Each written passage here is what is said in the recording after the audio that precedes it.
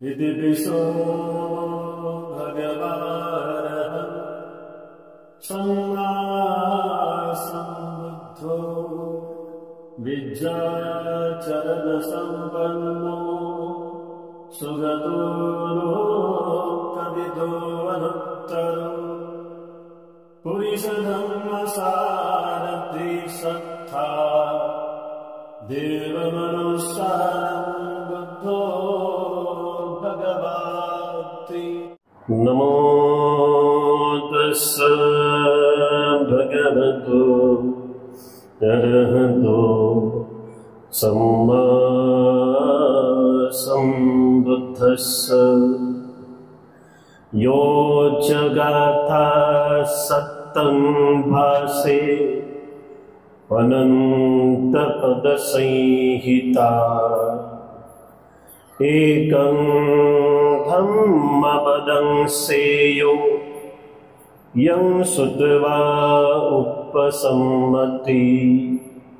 यो सहस्रं सहस्रेण संगामे मानुषे जिने एकं च जयमतानं सबे संघामजुत्तमो।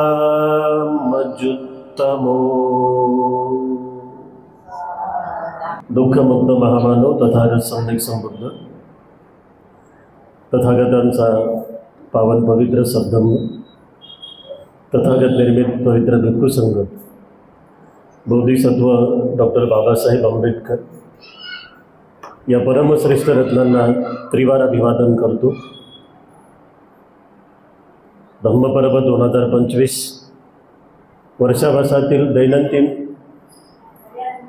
धम्मप्रवचन मालिकेतील धम्मदेशनेसाठी उपस्थित आपण सर्व श्रद्धावान उपासक आणि उपासिकांना सर्वप्रथम आपल्या सर्वांप्रती अनंत अनंत मंगल मैत्री व्यक्त करतो। धम्मोदय द राईज ऑफ धम्मा या आपल्या यूट्यूब चॅनलला बघणाऱ्या सर्व दर्शकांसाठी सुद्धा मंगल मैत्री व्यक्त करतो। आज सहस्त्रभग्ग या सहस्त्रभग्गातील गाथा क्रमांक 3 आणि 4 एकंदरीत धम्मपदातील गाथा क्रमांक 102 आणि 103 ह्या दोन गाथा आज आपण बघण्याचा प्रयत्न करणार आहोत। अतिशय सुंदर असा उपदेश तथागत सम्यक संबुद्धाने एका प्रेमभंग झालेल्या तरुणीसाठी, तिचाच नवरा मेलेल्या तरुणीसाठी आणि तिचाच जैन साध्वी असताना तिने केलेल्या त्यागासाठी आणि नंतर ज्या पद्धतीनं बुद्धाच्या एका वचनामुळे ती भिक्खुनी झाली, तर हा संपूर्ण प्रवास तिचा आपण अभ्यासत आहोत। या आजच्या उपदेशामध्ये तथागत सम्यक संबुद्धाने आपण आपल्या आयुष्यामध्ये येणारे संकट त्यांना सामोरे कसं गेलं पाहिजे, हा एक सुंदर असा उपदेश इथे आज आपल्याला श्रवण करण्यासाठी मिळणार आहे। ही घटना राजगृहाची आहे।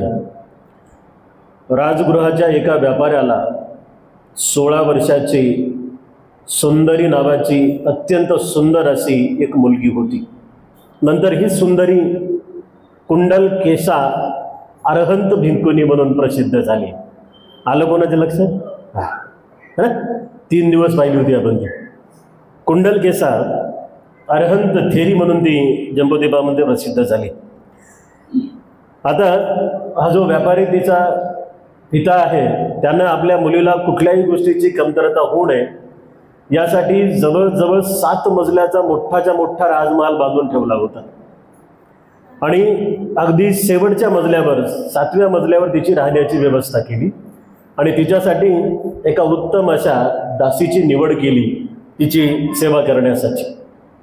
पण ते ऐशोआरामाचं जीवन तिला काही अधिक काळ भेटलं नाही।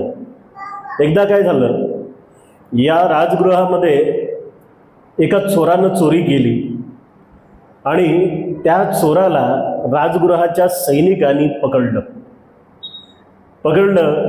आणि त्याचे पाठीमागे असे दोन्ही हात बांधून त्याला चाबकानं फटके देत होते. फटके देत देत देत देत ते संपूर्ण राजगृहात त्यांनी त्याला फिरवलं की याला अद्दल घडली पाहिजे. पण झालं असं, या सुंदरीच्या राजमहालाजवळ त्याला मारत मारत आणण्यात आलं आणि त्या तरुणाला बघण्यासाठी खूप मोठी गर्दी जमाव तिथं होता. हा आवाज सुंदरीच्या कानावर गेला आणि सुंदरीला सहज असं वाटलं की काय गोंधळ चालू आहे जरा बघावं. आणि खिडकी उघडल्याबरोबर हा चोर तिला दिसला की ही फसली. आणि मग झालं असं की त्याला पाहिल्याबरोबर तिने विचार केला की आता हाच पाहिजे. मग तिने जेवण वगैरे तिथंच सगळं काही सोडून दिलं आणि नुसती रडत बसायची. बापाला सांगायची काही हिंमत झाली नाही. पण लेकरं आईला आपल्या मनातल्या गोष्टी सांगतात आणि आपण खूप चांगल्या पद्धतीने ऐकून घेतल्या पाहिजे, है ना. मग आईजवळ गेली. आई म्हणाली हरकत नाही, बघू, बापाला बोलून बघते.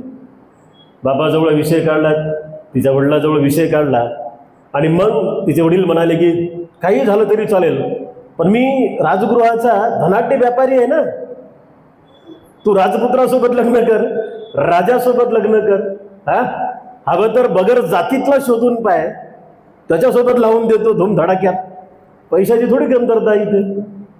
म्हणजे पोरीसाठी 7 मजल्याची जर इमारत बांधू शकतो बाप, तर तिच्यासाठी काही करू शकतो. पण ऐकाय ना, जेवण सोडलं, सगळंच काही सोडलं आणि बिछाण्यावर फक्त झोपून राहायचे. 2-4 दिवस गेले. मग मात्र वडिलांच्याही डोळ्यात पाणी आलं आणि वडीलसुद्धा म्हटले की सुंदरी काळजी करू नको, प्रयत्न करून बघतो. कारण त्याने चोरी केली होती आणि त्याला देहदंडाची शिक्षा होणार होती आणि तो सैनिकांच्या ताब्यामध्ये होता. आता मुलीचे प्राण वाचवण्यासाठी वडिलांनी शक्कल लढवली. एक दुसरा चोर शोधला आणि त्या सैनिकाला, ज्या सैनिकाच्या ताब्यामध्ये हा चोर होता, त्याला जवळजवळ 1000 सुवर्ण मुद्रा दिल्या आणि तो दुसरा चोर त्याच्या स्वाधीन केला आणि त्याची सुटका करून घेतली. आणि आता लेकीच्या पुढं काही चालय ना, बापाचं माईचं कोणाचंच काही चालय ना, तर मग धूमधडाक्यात मात्र त्याचं लग्न लावून दिलं. आता बघा, या चोराला काही दिवसामध्ये देहदंडाची शिक्षा होणारी होती, पण याची देहदंडाची शिक्षा वाचली आणि याचं तर मग सोनच झालं, है ना. म्हणजे आता चोरी करायची गरज नाही.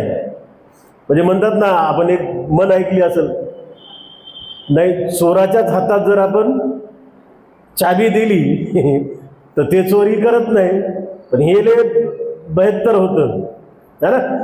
हे चोर लय खतरनाक होता. याला हे सगळं ऐश्वर्य, आरामातली जिंदगी, माणिक मोते, सोनं चांदी, रत्न सगळं काही त्याच्याजवळ असताना, एवढी सुंदर पत्नी असताना सुद्धा याचं मन काय बदललं नाही. मग लग्न झालं, धूमधडाक्यात लग्न लावलं. अख्ख्या राजगृहाला मस्त भोजन वगैरे सगळ्या गोष्टी देण्यात आल्या. गोरगरिबांना कपडे लत्ते वाटण्यात आले आणि दोघांचा संसार सुरू झाला. सुंदरी आणि चोराचा संसार त्या सुरू झाला. पुढे झालं असं की ही कधी लग्नाच्या अगोदर तिनं कधी चहा बनवला नाही तिच्या राजमहालामध्ये, पण नवऱ्यासाठी मात्र चांगलं चांगलं करू करू त्याला खाऊ घालायची.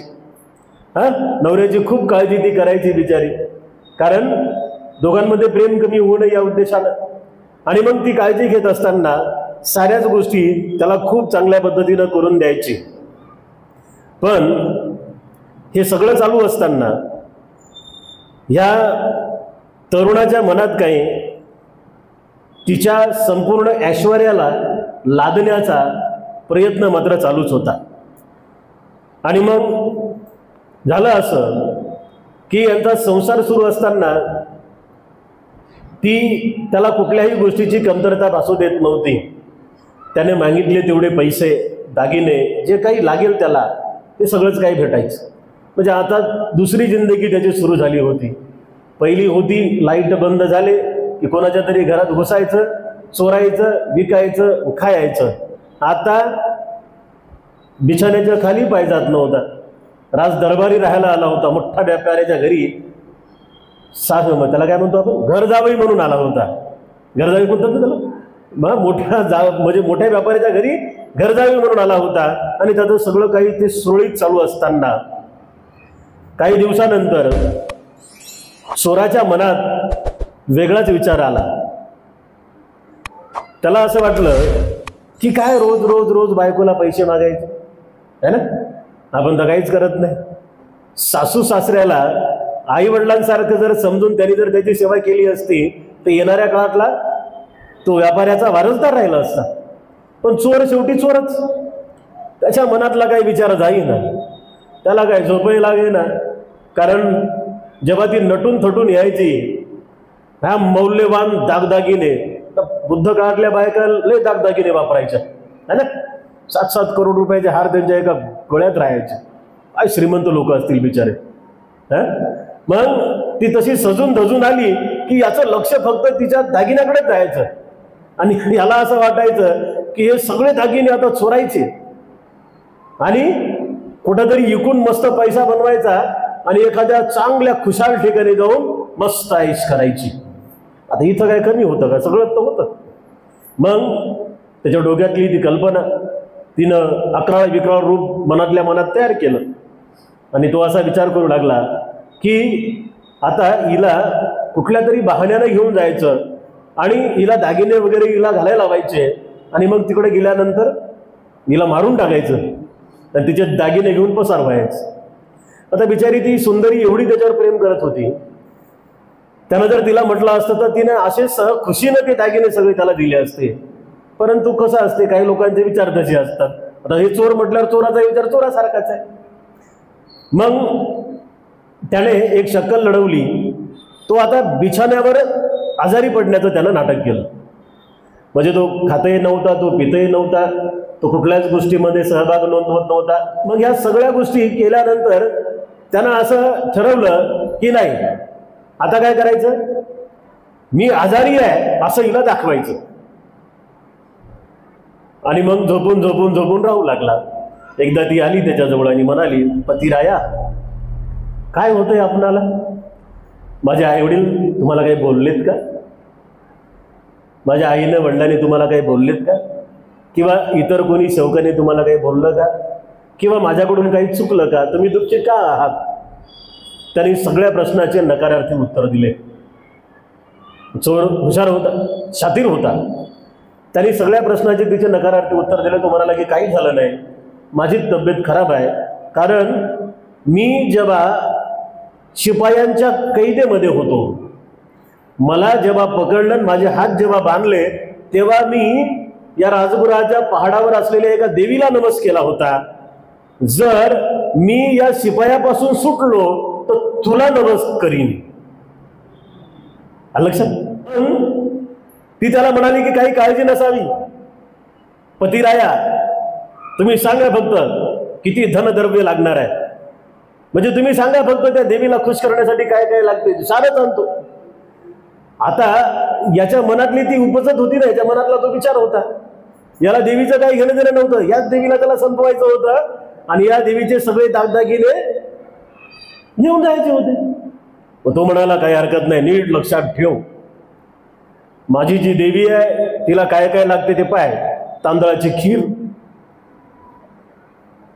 आता तिला तोंडच नाही तर खाईल कुठून बाई ती. तांदळाची खीर, त्यावर शुद्ध मध, 5 प्रकारची सुगंधित फुलं आणि लाजवंतीचे पण फुलं आणायला विसरू नको. हा देवीचा नवस फेडण्यासाठी लागणाऱ्या सगळ्या वस्तू. आणि देवीला एक खण, काय खणत म्हणतात ना, म्हणजे देवीची खण नारळानं मोठी भरायची. सगळ्या तयाऱ्या हिने केल्या आणि ती म्हणाली की काही टेन्शन घेऊ नका पतिराया, मी तुमचा नवस फेडण्यासाठी तुमच्या सोबत राहीन. तुम्ही जगले पाहिजे, तुम्ही टिकले पाहिजे, तुम्ही निरोगी राहिले पाहिजे, तुम्हाला सुख मिळालं पाहिजे, तुम्हाला समाधान मिळालं पाहिजे. आणि मी ते सप्तपदी करताना, आपल्याकडे नसते ते, तिकडं असते. म्हणजे 7 फेरे नवरा पुढं असते आणि दुसरे 7 फेरे बाई पुढं असते. म्हणजे ते चांगला आहे वाईट आहे त्याकडे नाही, पण त्याच्यात असे थिरे घेताना शक्ती घेतात एकमेकाला. मी तुला सोडणार नाही, मी तुला झोडणार नाही, मी तुला मारणार नाही, मी तुला दागिने देईन, मी तुला आवडीचं खाऊ घालीन. आणि खरंच लग्न झाल्यावर 1 वर्ष सगळ्या गोष्टी होतात त्या तशाच. मग 1 वर्षानंतर हातानं पाणी घेऊन प्यावं लागते. तिला बिन त्यालाही बी, म्हणजे हळूहळू या सगळ्या गोष्टी कमी होतात. काही काही बिचाऱ्या मावल्या असतात की नवऱ्यावरती खूप प्रेम करतात, या बाईसारखं, सुंदरीसारखं. मग सांगण्यात आलं की काही हरकत नाही, मी सगळी व्यवस्था करते, तुम्ही सांगा फक्त कधी निघायचं. तो म्हणाला अशा वेळी तिथं जावं लागते लाईट बंद झाल्यावर. आणि तिला मी म्हटलं होतं की तुझ्या दरबारी जेव्हा येईन, म्हणजे देवीचा नवस फेडायला जेव्हा मी येईन, तेव्हा फक्त माझ्या बायकोलाच घेऊन येईन, बाकी मी कोणालाच घेऊन येणार नाही. आणि मग एके दिवशी तसं ते सगळं काही सजवतात, सामान सुमान सगळं, आणि त्या देवीचा नवस फेडण्यासाठी ते 2 जण निघतात. आता त्या देवीच्या दरबारापर्यंत, म्हणजे त्या देवीच्या मंदिरापर्यंत येत असताना हा तिला म्हणाला, आता याची नजर कशावर होती, तिच्या फक्त दागिन्यावर, सोन्यावरती.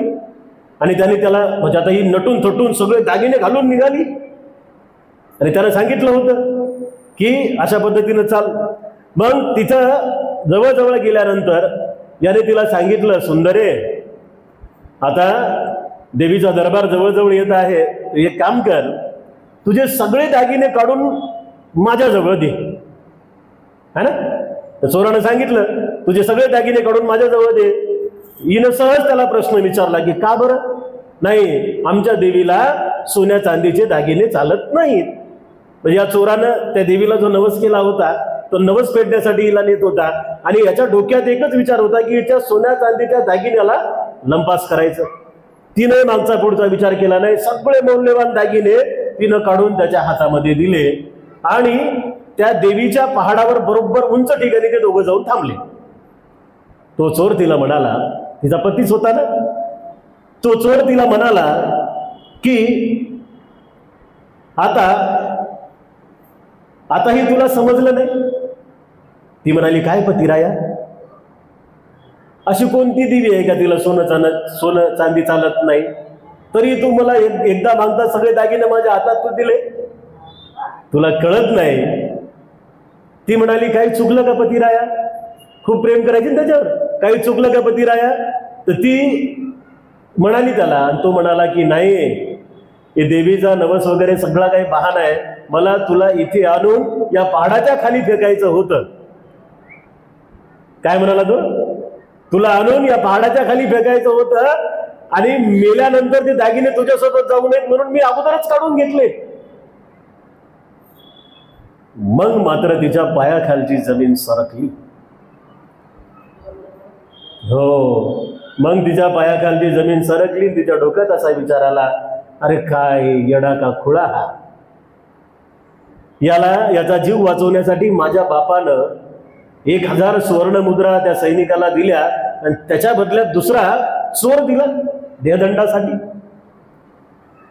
माझे आई वडील मला नाही नाही म्हणत होते, याच्यासोबत लग्न करू नका, चोर आहे चोर आहे चोर आहे.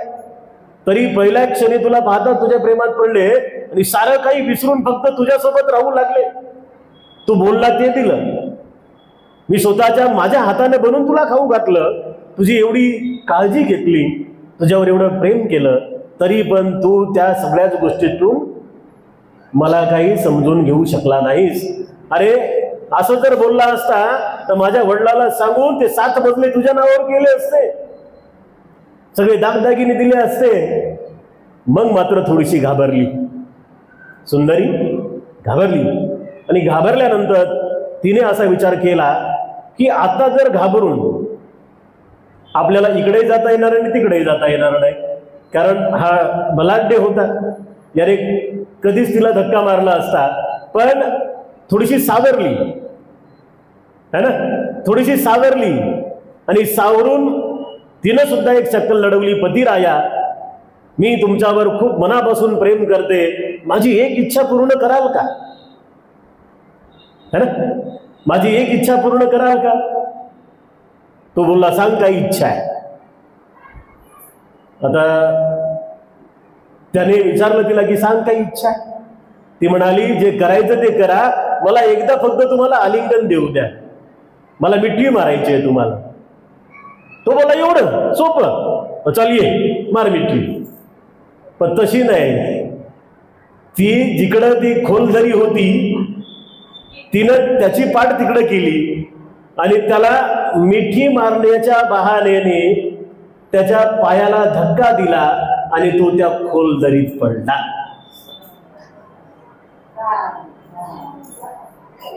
तो त्या खोलदरीत पडला, ही बिचारी वाचली, सुंदरी वाचली. आणि मग मनात असा विचार करू लागली की आता जगायचं कोणासाठी. बुद्धानं अशा अशा लोकांना सुधरवलं, बुद्धाच्या भिक्खू संघाने अशा अशा लोकांना धीर दिला की जे लोक मरायला चालले होते. अशा अनेक कथा आहेत आपल्याकडे की जे लोक मरायला चालले होते, ज्या स्त्रिया मरायला चालल्या होत्या, एका बुद्धाच्या वचनाने त्यांचं सगळंच्या सगळं आयुष्य बदलून गेलं. हिने विचार केला सुंदरीनं की आता ज्याच्यासाठी हे सर्व काही केलं हाच मेला, मग आता जायचं कसं आणि कोणाकडे जायचं. आई वडिलांकडे गेलो तर आई वडील सुद्धा रागावतील. मग हिने आपलं सर्व काही सोडण्याचा, एखाद्या कुठल्या तरी आश्रमात जाऊन राहण्याचा निर्णय घेतला. मग संन्यासी होण्याचा निर्णय घेतला आणि सगळ्या गोष्टी तिच्या जवळ आहेत. मग ती इकडं तिकडे शोधत असताना तिने पाहिलं की एक जैन तीर्थंकरांचं मोठंच्या मोठं मंदिर तिथं होतं.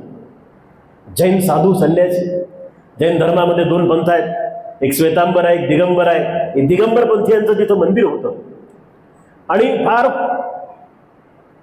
म्हणजे त्या प्रेमापोटी किंवा त्या पतीनं दिलेल्या धोक्यामुळे तिचं अंतःकरण फार विदीर्ण झालं होतं. आणि मग झालं असं की त्या जैन मंदिरात ती गेली. जैन मंदिरातल्या तीर्थंकराने तिने विनंती केली की माझ्यासोबत असं असं घडलेलं आहे, तुम्ही मला तुमच्या धर्माची दीक्षा द्या.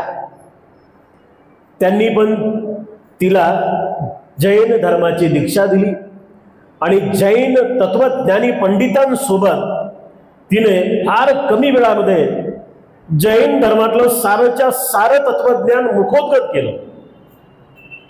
बघा, नवऱ्यामुळे मरता मरता वाचली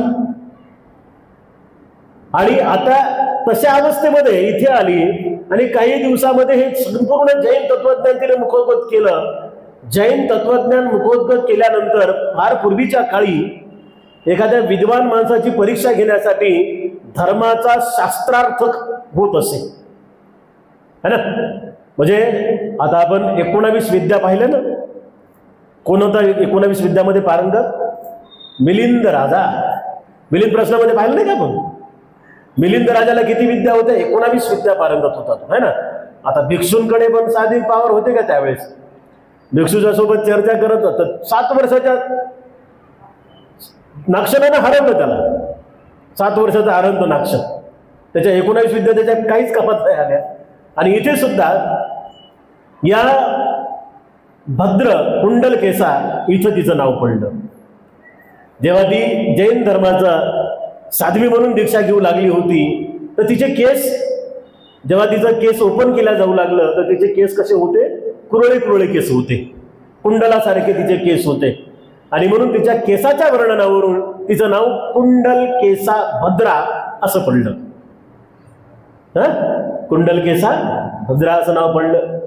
तिने फार कमी वेळामध्ये जैन धर्माचं साराच्या सारं तत्वज्ञान पाठ केलं, मुखोद्गत केलं आणि मोठमोठ्या जैन धर्माच्या विद्वानांना चर्चेमध्ये हरवलं. तिथे त्या भागामध्ये असलेल्या वरिष्ठ एका जैन पंडितांनी तिच्या हातात जांभळाची एक काठी दिली. जांभळाची एक काठी दिली आणि तिला सांगितलं की या जम्बूद्वीपामध्ये कुठेही जा, चारही दिशेला. त्या काळची ती पद्धत होती. ही जांभळाची काठी सारीपुत्राच्याही हातात असायची, है ना. म्हणजे एवढे ज्ञानी लोक होते त्या काळचे बघा.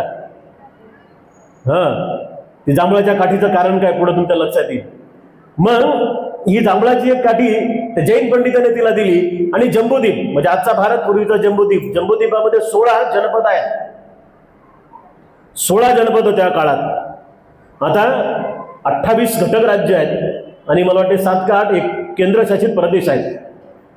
तर एवढ्या त्या काळच्या जनपदामध्ये की तू कुठल्याही जनपदामध्ये जा आणि जैन धर्माचा प्रचार कर, तुझ्या पुढे कोणीच जाणार नाही. आणि खरंच ती तसं करायची.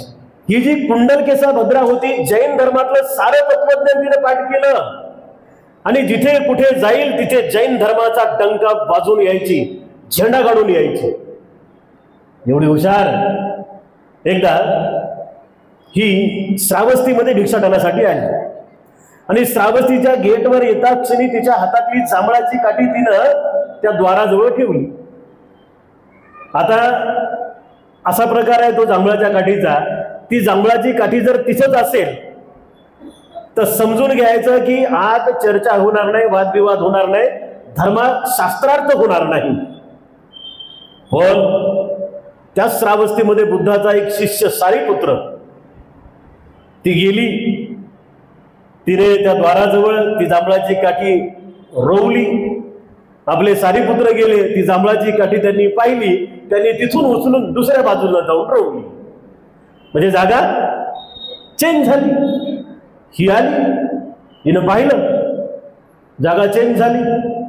तेवढ्यात भिक्षाटन करून सारीपुत्र आले. सारीपुत्रानं सांगितलं, भद्रा कुंडलकेसा, ती काठी मी उचलली, ती जांभळाची फांदी मी उचलली. म्हणजे याचा अर्थ ती म्हणाली, साधू साधू साधू, आज बुद्धपुत्रासोबत चर्चा करण्याची संधी लाभली है ना. आता तिकडली ती त्या जैन धर्माच्या पंडितांनी तिला नावलौकिक करून टाकलं होतं की जम्बूद्वीपास जिकडे जाशील तिकडे तू कोणाला जिंकू म्हणजे हारू शकत नाही तुला कोणीच. एवढी विद्वान तत्वज्ञानी बनली, चतुर हुशार होती. मग झालं असं सारीपुत्राला, आणि पाहता क्षणी ती म्हणाली, साधू साधू, आज आतापर्यंत एवढ्या पंडित लोकांसोबत चर्चा केली, वादविवाद केला, धर्मशास्त्रार्थ केलं, आज बुद्धपुत्र मिळाला, आजची बातच काही और आहे. आणि झालं सुरू ते ज्ञानाचा व्यासंग दोघांचाही. इकडे तथागत सम्यक समबुद्धांचा उजवा हात आणि तिकडे प्रसिद्ध जैन साध्वी. दोघांमध्ये चर्चा रंगली. सारी श्रावस्ती ते पाहून दंगली. दोघांना उंच आसन दिले. सारीपुत्राने तिने अनेक वेगवेगळ्या स्वरूपातले तत्वज्ञानाचे, धर्माचे, सत्वाचे सारे सारे सारे प्रश्न विचारले. सारीपुत्राने तिचं समाधान होईल असेच सारे उत्तर दिले. प्रत्येक उत्तरानंतर ती उठून उभं राहून दोन्ही हात जोडून साधू साधू म्हणायची आणि पुन्हा बसून प्रश्न विचारायची. खूप छान चालू होतं. तिचे सारे प्रश्न संपले आणि मग सारीपुत्र म्हणाला की आता मी प्रश्न विचारतो. तेव्हा सारीपुत्राने तिला एकच प्रश्न विचारला. तो प्रश्न होता, एकं नाम की. सामनेर जे असतात ना, जे नवीन सामनेर होतात, त्यांना 10 प्रकारच्या गोष्टी शिकवायच्या असतात. त्यातलं हे पहिलं आहे. म्हणजे बौद्ध धर्माची सुरुवातच आहे इथून. एकं नाम की. तिने हा शब्द कधी ऐकलाच नव्हता. जैन धर्मामध्ये तिने सगळंच काही पाठ केलं होतं, तिथंही तो नव्हताच है ना. ती म्हणाली, नाही, याचं उत्तर देता येणार नाही. एकं नाम की याचं उत्तर देता येणार नाही. मग सारीपुत्र म्हणाले, ठीक आहे, काही हरकत नाही. तिने पुन्हा सारीपुत्राला विनंती केली की भंतेजी, अनुकंपा करून याचं तुम्ही उत्तर सांगावं. सारीपुत्र चतुर भिक्खू, नरहत भिक्खू, ते बोलले, सांगतो, पंचीवर घ्यावं लागेल. मुंडन तर अगोदरच होतं. सारीपुत्र म्हणले, ठीक आहे, सांगतो, पंचीवर घ्यावं लागेल. असं नाही सांगत. आता आपण जर बुद्धाचं आणि बुद्धाच्या त्या 80 अग्रश्रावकापैकी जे काही भिक्खू आहेत, तर हे अशाच लोकांकडे जायचे की ज्या लोकांमध्ये काहीतरी क्वालिटी आहे. कारण ते जर लोक इकडे आले तर बौद्ध धर्माचा प्रचार झपाट्यानं होईल. सारीपुत्र, महाकाश्यप है ना, आणि बाकीचे सगळे जाती धर्माचे समुदायाचे लोक आहेत. आता बघा, गया काश्यप, नदी काश्यप, उर्मिला काश्यप. बुद्धाला नाही बोलवलं. बुद्धा स्वतःहून त्या तिघांच्या आश्रमात गेले आणि तिथे जाऊन वादविवाद करून त्यांना सगळ्यांना जिंकलं आणि त्यांचे जवळजवळ 1000 शिष्य बौद्ध भिक्खू बनवले आणि त्यातलेच सारेच्या सारे पंडित करून बौद्ध धम्माची सेवा करून घेतली. तिथे सुद्धा तेच झालं. ती बोलली काही हरकत नाही बंतीजी, चालेल, मी बुद्धाची पुत्री होण्यास तयार आहे, पण मला माझ्या प्रश्नाची उत्तर पाहिजेत. सारे पुत्र बोलले ओके ठीक आहे चालेल. मग दोघ जण श्रावस्तीला गेले. कुठे? जेतवनात गेले. तथागत सम्यक संबुद्ध जेतवनात होते. जेतवनात जाऊन तिची भिक्खुनीची दीक्षा झाली आणि तेव्हा भिक्खुनीची दीक्षा झाल्याबरोबर तिने सारिपुत्राला प्रश्न विचारला, भन्ते एकं नाम की. तेव्हा सारिपुत्र म्हणाले, सब्बे सत्ता आहार तिठिका. तेव्हा काय म्हणाले? सब्बे सत्ता आहार तिठिका, एकं नाम की. एक काय आहे? त्याचं उत्तर आहे, सर्व सत्वांना जिवंत राहण्यासाठी भोजन लागते. सब्बे सत्ता आहार तिठिका असं उत्तर देऊन सारिपुत्र थांबले. नंतर ती साधू साधू म्हणाली. पुढे भगवंताचं प्रवचन सुरू झालं. आता साक्षात बुद्धाची वाणी ऐकू लागली. विद्वान होती, चतुर होती, हुशार होती. बुद्धाची वाणी ऐकता ऐकता सर्व काही संस्कार कळून पडले. पूर्वी जन्मापासून चालू आलेले अनंत जन्मापासून ते मनाला चिटकलेले जे काही वैरी होते ते गळून पडले आणि असं वाटू लागलं की जैन साध्वी होऊन जे काही शिकलं ते काहीच नाही. खरी सुरुवात इथं आहे. बुद्धाची वाणी ऐकता ऐकता बुद्धाच्या पहिल्याच प्रवचनामध्ये अर्हत झाली. आता मात्र कायमस्वरूपीचे 10च्या 10 बंधन तुटले आणि अर्हत होऊन ती खूप चांगल्या पद्धतीनं भिक्खुणी संघाला आता ट्रेन करू लागली. बघा, म्हणजे असे विद्वान लोक जर भिक्खू संघामध्ये आले, अशा विद्वान माता भगिनी जर भिक्खू संघामध्ये आल्या तर भिक्खू आणि भिक्खुनी संघाची किती चांगल्या पद्धतीनं काम चालेल. आम्ही म्हणतो लोकांना की तुमचे लेकरं पाठवा ना. लोक म्हणतात बंदीजी 4 आहेत, मग 1 द्या. नाही बंदीजी ही अभ्यास करत नाही, हे उद्धट बोलते, हे कामालाही जात नाही, हे कामही ऐकत नाही, याला घेऊन जा. तसं आम्हाला काय कामाचं? आमच्या पहिलं इंजिनियर करायचं आहे, दुसरं डॉक्टर करायचं आहे, तिसरं प्राध्यापक करायचं आहे, है ना. म्हणजे आम्हाला असं आमच्या माथी कसं ऐकणार नाही, फुगीर आहे, काम करत नाही, अभ्यासात मन लागत नाही. आणि तसा भिक्खू झाल्यावर मग कसं काय बौद्ध धर्माचा प्रचार होईल बरं? आहे का नाही? म्हणजे चांगले तुम्हाला आणि वांगले आम्हाला. तर बुद्धानं आणि बुद्धाच्या भिक्खू संघाने असे हिरे शोधून काढलेले आहेत. बुद्ध बोलवतील याची वाटच पाहायची नाही. त्या चर्चेद्वारे आता जिकडे तिकडे ज्ञानी लोकांची चर्चा होत असते आणि अशा ज्ञानी लोकांना त्या सगळ्या संस्कारातून बाहेर आणण्यासाठी बुद्ध स्वतः जायचे, त्यांना भिक्खू बनवायचे आणि त्यांच्या मार्फत बौद्ध धम्माची सेवा करून घ्यायचे. त्या अर्हत भिक्खूनी कुंडल केसा भद्रा, पूर्वीची सुंदरी कुंडल केसा भद्रा, हिला धम्माचा उपदेश देत असताना तथागत सम्यक संबुद्धांनी धम्मपदातील या 2 गाथा बोललेल्या आहेत.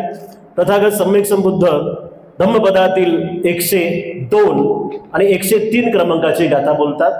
या गाथेचा अर्थ थोडक्यात समजून घेऊया आणि नंतर आपला धम्मसंस्कार संपन्न करूया. गाथा क्रमांक 102.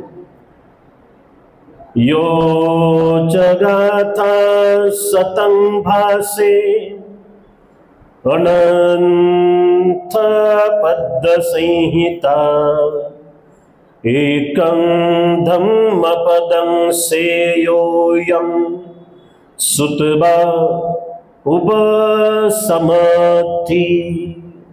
अर्थ, अनर्थकारी पदांची युक्त शेकडो गाथा जरी कुणी गायल्या तरी धम्माचे एकच पद श्रेष्ठ आहे हे ऐकून मानसाला शांती प्राप्त होते. आतापर्यंत कुंडलकेसाने अनेक तिकडले श्लोक, गाथा, मंत्रपाठ केले, पण सारीपुत्राच्या एका प्रश्नामुळे ती बदलली आणि बुद्धाच्या एका प्रवचनामुळे तिनं अर्हत पद प्राप्त केलं. तथागत सम्यक संबुद्ध या गाथेमध्ये म्हणतात की अर्थ समजून एकच गाथा पाठ केली, एक धम्मपद श्रेष्ठ होय. ते एकच धम्मपद आपल्या सर्वांना सुखी आणि समाधानी करण्यासाठी पुरेसा आहे. गाथा क्रमांक 103. यो सहसं सहसेनं संगामे मानुषे जिने एकं च जयमतानं सवे संगामजुत्तमो. अर्थ, हजारोनी अनहजारोनी पट्टीने रणात नर जो जिंकीत असे, असा दुजा जो स्वतःच जिंकी तोची खरा तो रण जिंकी. अर्थात संग्रामात हजार पट्टीने हजारो माणसांना जो जिंकतो, त्याच्यापेक्षाही स्वतःला जो जिंकतो, म्हणजेच ज्याच्या स्वतःच्या इंद्रियावर ताबा आहे, तो विकारमुक्त आहे, तोच खरा संग्राम विजेता आहे. ना, म्हणजे इतरांना जिंकण्यापेक्षा जो स्वतःला जिंकतो तो कसा आहे? जगजेता, महाजेता, तोच त्याच्या आयुष्याचा सम्राट, महाविजेता आहे. तर या दोन्ही गाथा आणि या गाथेसाठी, दोन गाथासाठी कुंडलकेसा, या भद्रा कुंडलकेसा अरहंत भिक्खुनीची आपण आज कथा पाहिलेली आहे. आपणही असाच बुद्ध पदांचा स्वीकार करून आपण साऱ्यांनी खूप चांगल्या पद्धतीने या 3 महिन्यामध्ये कार्य करावं आणि सुख पदरात पाडून घ्यावं. आजच्या धम्मसंस्काराप्रसंगी आपल्या सर्वांप्रती अनंत अनंत मंगल मैत्री व्यक्त करतो. विशेषतः धम्मोदय द राईज ऑफ धम्मा या आपल्या यूट्यूब चॅनलला बघणाऱ्या सर्व दर्शकांसाठी सुद्धा अनंत मंगल मैत्री व्यक्त करून आजचा धम्मसंस्कार इथेच संपन्न करतो. आपल्या सर्वांचं मंगल हो, सर्वांचं कल्याण हो.